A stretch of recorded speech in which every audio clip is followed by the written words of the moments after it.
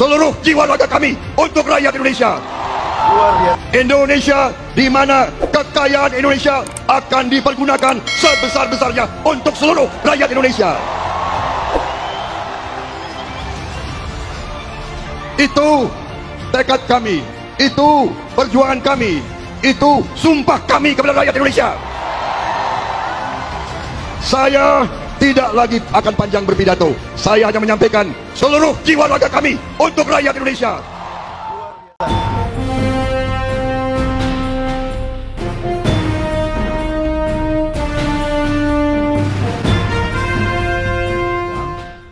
Assalamualaikum warahmatullahi wabarakatuh. Teman-teman, jumpa kembali dengan Enjoy Channel, channel yang membahas berita teraktual, terhangat, dan sedang menjadi perbincangan publik.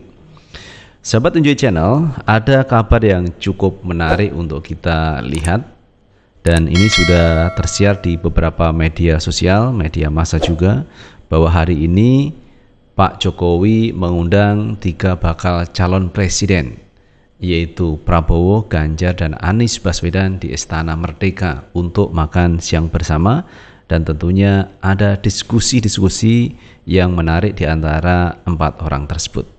Jadi Presiden Jokowi mengundang 3 bakal calon presiden. Dan sebelumnya memang Jokowi pernah mengatakan bahwa Jokowi akan mendukung 3-tiganya, yaitu Anies, Ganjar, dan Prabowo Subianto untuk maju di 2024. Jadi Pak Jokowi mendukung ketiga-tiganya. Namun kalau kita lihat beberapa bulan yang lalu, Pak Jokowi pernah mengatakan bahwa ada seorang yang rambutnya putih. Nah, itu pertanda memikirkan rakyat Indonesia, memikirkan masyarakat. Nah, tentu masyarakat akan tertuju kepada yaitu Ganjar Pranowo sebagai bakal calon presiden yang diusung PDIP waktu itu, teman ya. Jadi kelihatannya Pak Jokowi mendukung Ganjar. Tetapi dalam perkembangannya, ketika Gibran ini punya peluang menjadi calon wakil presiden bersama Pak Prabowo Subianto, ini bahasa Pak Jokowi mendukung tiga-tiganya. Jadi tiga-tiganya didukung oleh Pak Jokowi. Dan mengenai rambut putih yang memikirkan rakyat, tentunya ini menjadi buyar ketika Gibran menjadi calon wakil presidennya Prabowo Subianto, karena Gibran tidak punya rambut putih dan kelihatannya keningnya tidak berkerut. Nah, yang berkerut biasanya yang sudah tua. Nah, itulah teman-teman perkembangan terkini mengenai Pak Jokowi yang mengundang 3 bakal calon presiden di Istana Merdeka dalam rangka pendekatan mungkin, karena Pak Jokowi tentunya ingin aman setelah lengser tidak menjadi presiden. Lagi pula PDIP hari ini juga merasa tidak nyaman dengan naiknya Gibran menjadi sosok calon wakil presiden bersama Prabowo Subianto sebagai calon presidennya. Karena tentunya Pak Jokowi akan mendukung Gibran, anaknya sendiri, untuk maju di 2024. Lalu bagaimana teman elektabilitas per hari ini terkait 3 bakal calon presiden di 2024? Kita baca berita teman dari CNN Indonesia.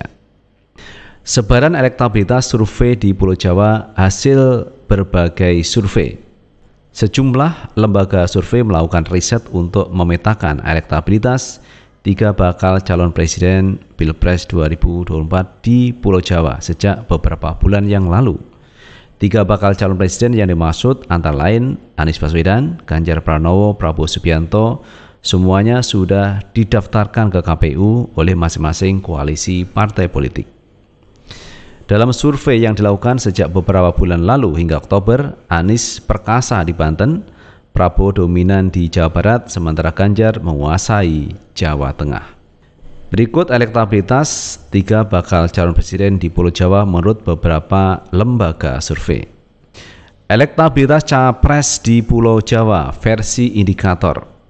Ini kalau kita lihat teman-teman, Pak Prabowo di Banten ini menguasai 38,0%, kemudian Ganjar ini menguasai 20,5%, Anies Baswedan 35,8%. Jadi di Banten itu yang unggul Pak Prabowo, kemudian Pak Anies, setelah itu Ganjar Pranowo. Jadi Pak Anies nomor 2. Kemudian di DKI Jakarta teman ya, 51,5% ini Pak Anies mendominasi, 51% teman. Ini Pak Anies mendominasi di Jakarta. Kemudian Pak Prabowo dapat 33,5%. Kemudian Ganjar Pranowo mendapat 14,0%. Jadi Ganjar kecil teman ya. Kemudian di Jawa Barat ini Pak Prabowo menguasai 53,0%. Kemudian disusul Pak Anies Baswedan dengan 22,7%. Kemudian Pak Ganjar Pranowo di 22,4%. Jadi di Jawa Barat ini dikuasai Pak Prabowo Subianto. Kemudian di Jawa Tengah DIY ini yang menguasai adalah Ganjar Pranowo dengan 64,2%. Kemudian disusul Pak Prabowo dengan 23,4%. Kemudian Pak Anies Baswedan 6,6%. Itu di DIY. Kemudian kalau kita lihat elektabilitas calon presiden versi LSI di Banten teman-teman ya, di Banten itu dikuasai Pak Anies Baswedan dengan 43,9%. Disusul Prabowo dengan 42,9%, kemudian sisanya itu adalah Ganjar Pranowo. Ganjar Pranowo kecil teman ya di Banten. Kemudian di DKI Jakarta Pak Anies tetap menguasai 36,3%. Kemudian yang kedua Ganjar dengan 28,8%, kemudian Pak Prabowo dengan 23,5%. Di Jawa Barat teman-teman, ini Pak Prabowo menguasai 59,1%, disusul Pak Anies 22,0%, kemudian yang terakhir Ganjar Pranowo. Ganjar Pranowo di nomor 3.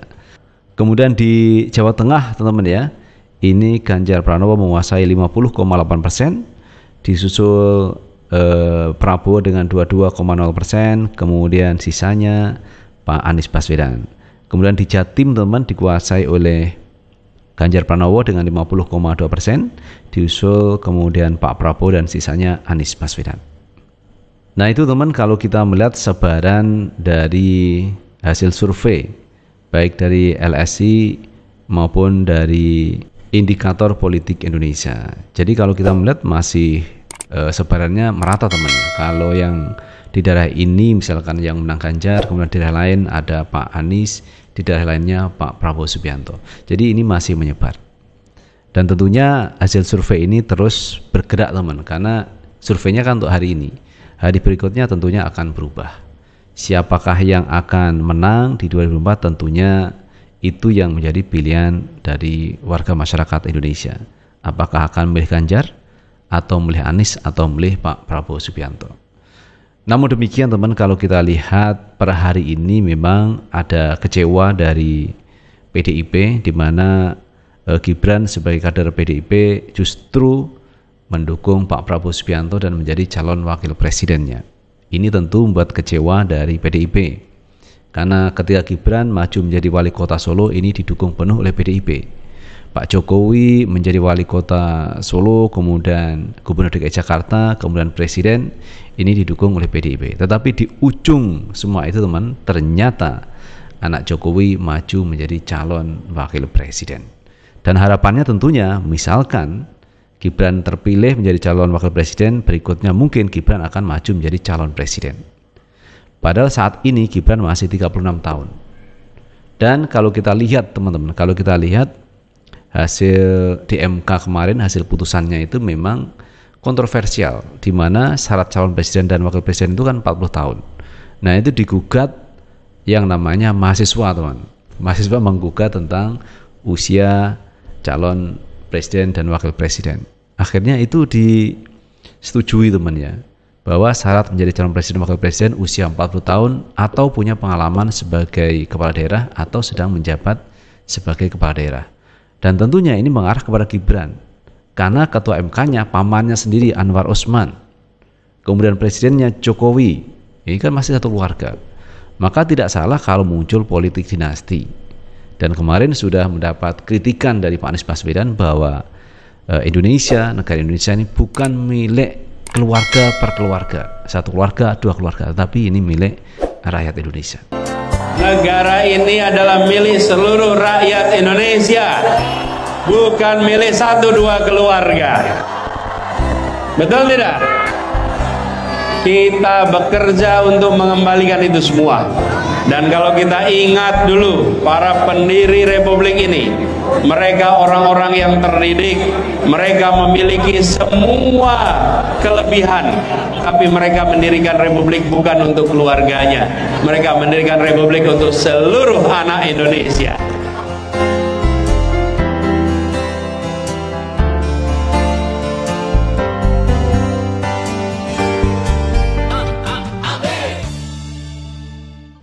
Nah, itu teman kritikan dari Pak Anies Baswedan. Mudah-mudahan suara Pak Anies didengar oleh warga masyarakat Indonesia, dan akhirnya warga masyarakat Indonesia ingin perubahan, ingin mengembalikan demokrasi seperti dulu.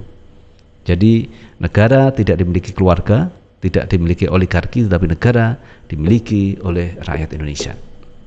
Kalau misalkan Gibran, teman, Gibran itu bukan anak presiden. Mana mungkin Gibran itu akan ditarik menjadi calon wakil presidennya Prabowo Subianto.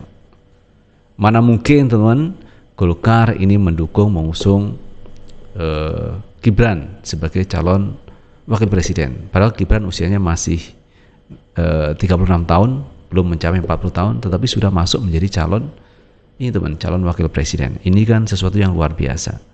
Nah, pendidikan apa yang diambil dari seorang muda seperti Gibran yang belum punya pengalaman sebagai gubernur, sebagai menteri, tetapi sudah masuk menjadi calon wakil presiden. Jadi pelajaran apa yang diambil? Nah, inilah yang dipertanyakan oleh masyarakat, teman, terkait Gibran.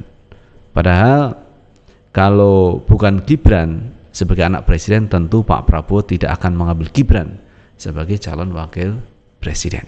Berarti ada sesuatu harapan dari Pak Prabowo kenapa mengambil Gibran, karena Jokowi masih menjadi presiden Republik Indonesia. Itu, teman, yang bisa kita bahas, dan terima kasih sudah menonton. Jangan lupa tetap like, subscribe, share, dan komen di channel ini agar kita bisa membangun channel ini menjadi lebih baik lagi. Sukses selalu. Assalamualaikum warahmatullahi wabarakatuh.